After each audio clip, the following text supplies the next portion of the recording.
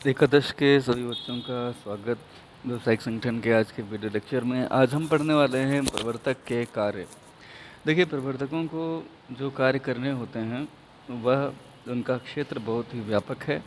फिलहाल हम सबसे पहले एक एक करके कौन कौन से कार्य हैं इनके बारे में जानते हैं और फिर विस्तार में इस पर चर्चा करेंगे। पहला कार्य होता है कंपनी निर्माण की संभावनाओं का पता लगाना। प्रवर्तक वह व्यक्ति होता है जो सबसे पहले ये सोचता है कि किस प्रकार का व्यवसाय किया जा सकता है, उसमें कितनी संभावनाएं हैं। इसके लिए वो सर्वेक्षण करता है, जांच पड़ताल करता है। दूसरा कार्य जो उसे करना होता है वह होता है भावी कंपनी की रूपरेखा तैयार करना। इसका तात्पर्य यह होता है कि जो भी लाभ की संभावनाएं हैं उसको ग्रैब करने के लिए, उसको अपने तक पहुंचाने के लिए प्रवर्तक को जो कंपनी बनानी है वो कंपनी का कार्यक्षेत्र क्या होगा, संस्था किस आकार की होगी, कहाँ पर उसकी स्थापना होगी, वित्त व्यवस्था कैसे की जाएगी, कच्चा माल, श्रम, ये सब कहाँ से व्यवस्थित किया जाएगा और उसकी मांग को क्रिएट करने के लिए क्या किया जाएगा। इस संबंध में उसे पूरी जानकारी प्राप्त करनी होती है। ये दो स्टेप करने के बाद, ये यानी कि दो चरण पूरे करने के बाद, पहला चरण क्या है, कंपनी निर्माण की संभावनाएं क्या है, इसके लिए वो प्रारंभिक सर्वेक्षण करता है, जांच पड़ताल करता है। फिर उसके बाद में कंपनी किस आकार पर शुरू करेगा, स्थान क्या होगा, पैसा कहाँ से इकट्ठा होगा, कच्चा माल, श्रम वगैरह कहाँ से आएगा और जो भी वस्तु वो बनाएगा उसकी मांग कितनी है और उसे कैसे बढ़ाया जा सकता है, इस पर विचार करेगा। जो तीसरे स्टेप का काम होगा वह होगा विद्यमान व्यवसाय के विक्रेताओं से ठहराव करना। यदि कंपनी की स्थापना किसी विद्यमान यानी कि पहले से ही संचालित व्यवसाय को खरीद कर करनी है तो प्रवर्तक के संबंध में विक्रेताओं के साथ सामयिक ठहराव करता है। प्रथम संचालकों का चयन करना। प्रवर्तक ऐसे व्यक्तियों का चयन करता है जो कंपनी के प्रथम संचालक बनने के लिए तैयार हों। ऐसे व्यक्ति ही कंपनी के पार्षद सेवा नियम पर हस्ताक्षर करते हैं। कंपनी के नाम, मुख्य कार्यालय, उद्देश्य तथा पूंजी का निर्धारण करना। कंपनी का नाम क्या होगा, उसका मुख्य कार्यालय कहाँ होगा, कंपनी का उद्देश्य क्या होगा और पूंजी अधिकतम कितनी होगी। आवश्यक प्रलेख जैसे कि पार्षद सीमा नियम, पार्षद अंतर नियम, प्रविवरण आदि तैयार करवाना। नियुक्तियां करना। कुछ ऐसे लोगों की नियुक्ति कंपनी के रजिस्ट्रेशन के पहले करनी पड़ती है जिनके बिना कंपनी का रजिस्ट्रेशन संभव नहीं है, जैसे बैंकर्स, ऑडिटर्स, वैधानिक सलाहकार, ब्रोकर्स, दलाल जिन्हें बोलते हैं, अभिगोपक यानी अंडरराइटर्स, इनका भी चयन करना होता है और उनकी नियुक्तियां करनी होती है। समामेलन का प्रमाण पत्र प्राप्त करना। प्रवर्तक कंपनी रजिस्ट्रार के कार्यालय में समस्त आवश्यक प्रलेख फाइल करता है यानी कि जमा करवाता है, रजिस्ट्री शुल्क का भुगतान करता है और उसके बाद रजिस्ट्रार के द्वारा संतुष्ट होने पर रजिस्ट्रार के द्वारा उसे समामेलन का प्रमाण पत्र निर्गत कर दिया जाता है, वह उसे प्राप्त करता है। प्रविवरण के प्रकाशन तथा विज्ञापन का प्रबंध करना। एक बार कंपनी का समामेलन का प्रमाण पत्र मिल जाने के बाद उसे पूंजी की व्यवस्था करनी होती है, जिसके लिए प्रविवरण का प्रकाशन करना होता है, फिर उसका एडवर्टीज़मेंट करना होता है, लोगों तक पहुंचानी होती है एक एक प्रति, रजिस्ट्रार के पास भी उसे जमा करना पड़ता है। फिर प्रारंभिक व्ययों का भुगतान भी करना होता है प्रवर्तक को। पूंजी जुटाना। प्रवर्तक अंशों या ऋण पत्रों को निर्गमित करके कंपनी के लिए पूंजी की व्यवस्था करता है।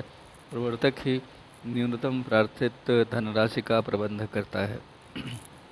ये वही है कि जो अंडरराइटर्स होते हैं, न्यूनतम प्रार्थित धनराशि यानी कि मिनिमम सब्सक्राइब्ड अमाउंट जो है वो प्राप्त हो सके, इसके लिए प्रवर्तक अंडरराइटर्स से कॉन्ट्रैक्ट करता है, अभिगोपकों से, और उनसे करार करके ये सुनिश्चित कराता है कि न्यूनतम प्रार्थित धनराशि कंपनी को प्रविवरण के इशू करने के पश्चात अवश्य मिल जाए। नहीं तो सेबी की गाइडलाइंस के बाद स्थिति ये है कि 90% अगर एप्लीकेशंस नहीं आते हैं तो जो भी पैसा आएगा वो सब वापस करना पड़ेगा और फिर उस वर्ष दोबारा प्रविवरण का निर्गमन भी नहीं कर सकते, यानी कि 1 साल पश्चात ही आप कर पाएंगे, ऐसे नियम हैं। तो 1 साल पीछे आपकी कंपनी चली जाएगी। इससे बचने के लिए प्रवर्तक स्वयं ये सुनिश्चित करता है कि न्यूनतम प्रार्थित धनराशि, मिनिमम सब्सक्रिप्शन मनी अवश्य मिल जाए। भवन, मशीन, ये सब क्रय करना होता है क्योंकि जो बिजनेस है वो मैदान में बैठ के तो हो नहीं सकता। व्यवसाय प्रारंभ करने का प्रमाण पत्र प्राप्त करना, जब पूंजी की व्यवस्था हो जाती है और समस्त आवश्यक चीज़ों की व्यवस्था हो जाती है तो रजिस्ट्रार संतुष्ट होने पर व्यवसाय प्रारंभ करने का प्रमाण पत्र दे देता है। इतने सारे कार्यों के बाद हमें ये जानने का मन भी होता है और जानना भी चाहिए कि ये सारे कार्यों को संपन्न करने के लिए कौन कौन से गुण होने चाहिए प्रवर्तक में। तो पहला जो गुण होना चाहिए वो है साहस। साहस जिसमें नहीं होगा वो कंपनी, कोई इतनी बड़ी कंपनी जिसमें निर्माण में ही साल से 1.5 साल 2 साल का वक्त लगता हो, फिर भी वो बिज़नेस करने के बाद वो बिज़नेस सफल होगा असफल होगा, इतना बड़ा जोखिम उठाने का जिसमें साहस है वही प्रवर्तक हो सकता है। प्रवर्तक में को दूरदर्शी भी होनी चाहिए। दूरदर्शिता का मतलब ये होता है कि उसे पता हो कि आज से 1.5 साल बाद 2 साल बाद अर्थव्यवस्था कैसा परफॉर्मेंस कर रही होगी, यथास्थिति कैसी बनेगी। क्योंकि अगर उसे 2 साल का पता नहीं होगा तो आज से बिजनेस प्रारंभ करने के बारे में सोच कैसे पाएगा। कंपनी की स्थापना में साल से 1.5 साल का वक्त कम से कम लगता है, तो उसे 1.5-2 साल आगे का देखने का गुण होना चाहिए।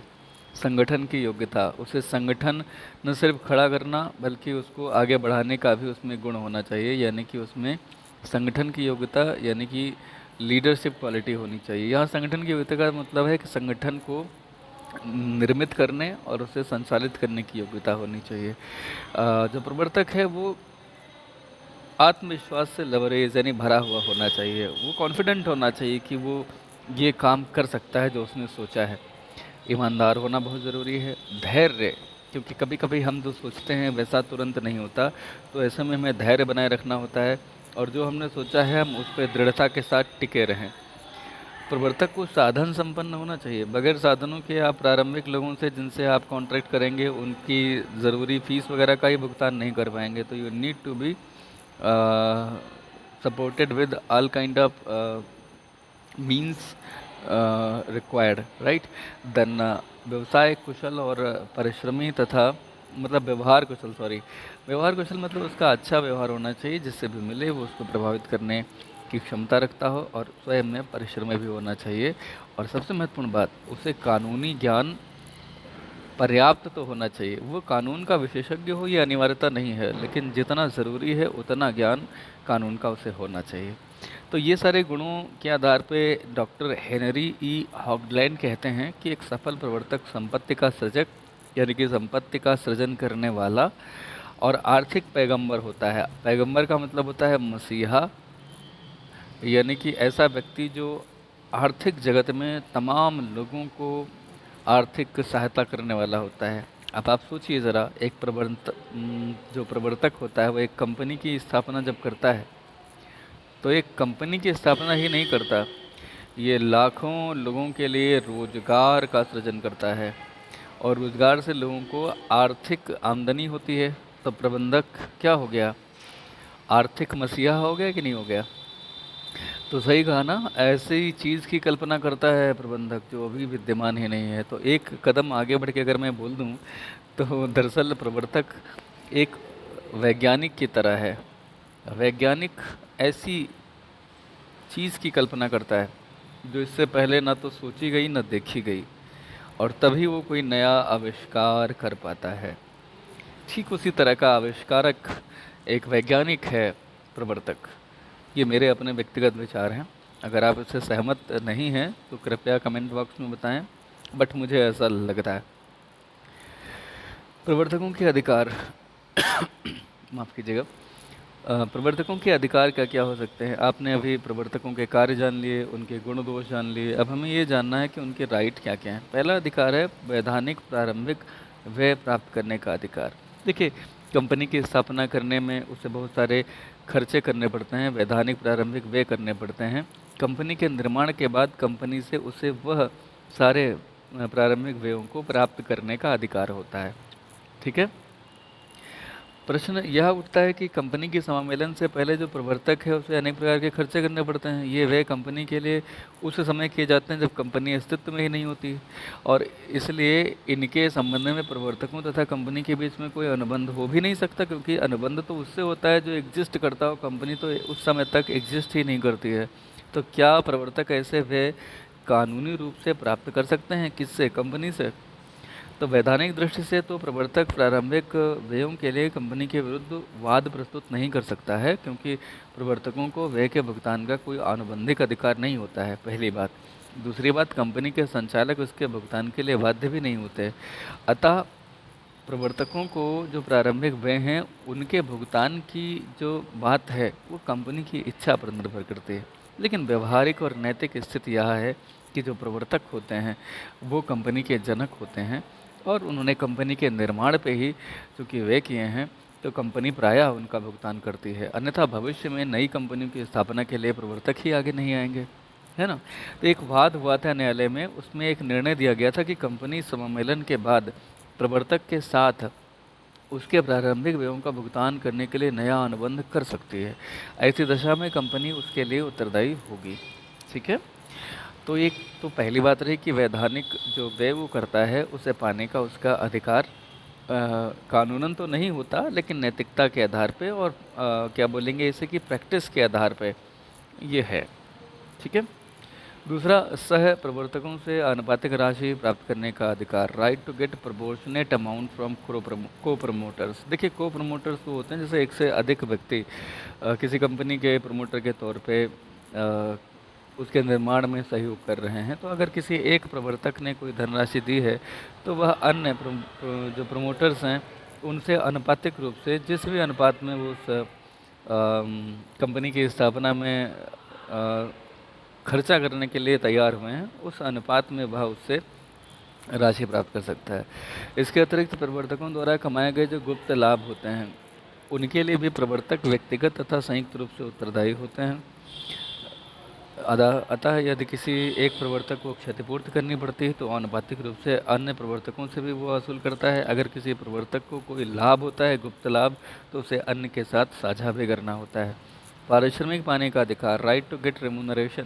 प्रवर्तक कंपनी की स्थापना से लेकर के प्रचार से लेकर जब तक कंपनी व्यवसाय प्रारंभ नहीं कर देती, स्थापना के विचार से लेकर जब तक कंपनी व्यवसाय प्रारंभ नहीं कर देती, तब तक उसे अनेक कार्य करने होते हैं जिसमें उसे कठोर परिश्रम भी करना पड़ता है। अतः प्रवर्तक को उसके प्रयासों तथा परिश्रम के बदले उचित प्रतिफल या पारिश्रमिक प्राप्त होना चाहिए, और इसे कई रूप में दिया जा सकता है। कमीशन के रूप में दिया जा सकता है, संपत्तियों पर एक निश्चित प्रतिशत जो उसने खरीदी हो, संपत्ति पर लाभ। प्रवर्तक को पारिश्रमिक देने का एक ढंग यह भी है कि प्रवर्तक कोई व्यवसाय और संपत्तियां खरीदकर उन्हें अधिक कीमत पर अगर कंपनी को बेच देता है तो ऐसा करके जो भी लाभ उसे मिल जाता है, ऐसा लाभ जो है अगर अनुचित नहीं है तो यह भी उसके पारिश्रमिक का एक तरीका है। जैसे मान लिया उस बिज़नेस को एक बिल्डिंग देनी है और उसने वो बिल्डिंग 8 लाख की खरीदी और उसने उस बिज़नेस को 10 लाख की बेची, तो 2 लाख उसका पारिश्रमिक हो जाएगा, ऐसा हो सकता है। नकद राशि, प्रवर्तक को उसकी सेवाओं के बदले नकद धनराशि दी जा सकती है, कैश में पे किया जा सकता है। कभी कभी उसे जो भी धनराशि भुगतान करनी है उसे अंशों के रूप में भुगतान दिया जा सकता है। ऐसे अंश जब उसे दिए जाते हैं तो उनसे कोई नकदी उससे वसूल नहीं की जाती है, और इसे फॉर्मेशन कॉस्ट नाम की एक मद में डालते हैं। फॉर्मेशन कॉस्ट या फॉर्मेशन एक्सपेंसेस अकाउंट डेबिट या promotion expenses account debit to equity share capital, ऐसी एंट्री की जाती है। ठीक है। और ये हम शेयर वाले चैप्टर में पढ़ चुके हैं। आंशिक नकद या आंशिक अंशों व ऋण पत्रों में, कभी कभी हम इसे कुछ धनराशि कैश में दे सकते हैं, कुछ धनराशि अंशों में या ऋण पत्रों में दे सकते हैं। तो ये तो रही कि क्या क्या अधिकार होते हैं जो प्रवर्तक होते हैं उनके। अब हम जो पढ़ने वाले हैं वह है कंपनी का समामेलन या पंजीयन। तो कंपनी का समामेलन क्या होता है और इसकी कार्यविधियाँ क्या होती हैं, क्या क्या काम करना पड़ता है, ये सब हम इसमें पढ़ने वाले हैं। लेकिन ये सब हम आज नहीं पढ़ेंगे, ये हम कल पढ़ेंगे। आप सभी से मेरा निवेदन है कि आप लोग ये टॉपिक की पूरी रीडिंग करके आएँ और जो अभी तक बताया गया है उससे रिलेटेड क्वेश्चंस करेंगे। क्वेश्चन जो आपको करने हैं वो क्या करने हैं, सबसे पहला आपको क्वेश्चन जो करना है वो ये करना है कि जो आपके प्रवर्तक होते हैं इनके क्या क्या कार्य हैं, प्रवर्तक के कार्य। यहाँ से पहला प्रश्न लिखेंगे, प्रवर्तक के कौन कौन से कार्य होते हैं।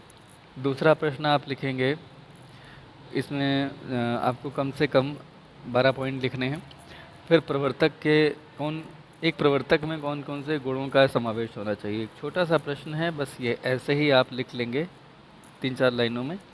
तीसरा, प्रवर्तकों के अधिकारों का विस्तार से वर्णन कीजिए। ये आपको इसमें पूरे अधिकार यहाँ तक लिखने होंगे। ये 3 प्रश्न आप सभी बच्चों को करने हैं। वीडियो देखने के लिए बहुत बहुत धन्यवाद। ज़्यादा से ज़्यादा लोगों के बीच में इसे शेयर करें और स्वयं इसे देखें। जितनी बार आप इसे देखेंगे उतनी बार ये टॉपिक्स आपके जहन में बैठ जाएंगे और आपको इन्हें याद नहीं करना पड़ेगा। ठीक है?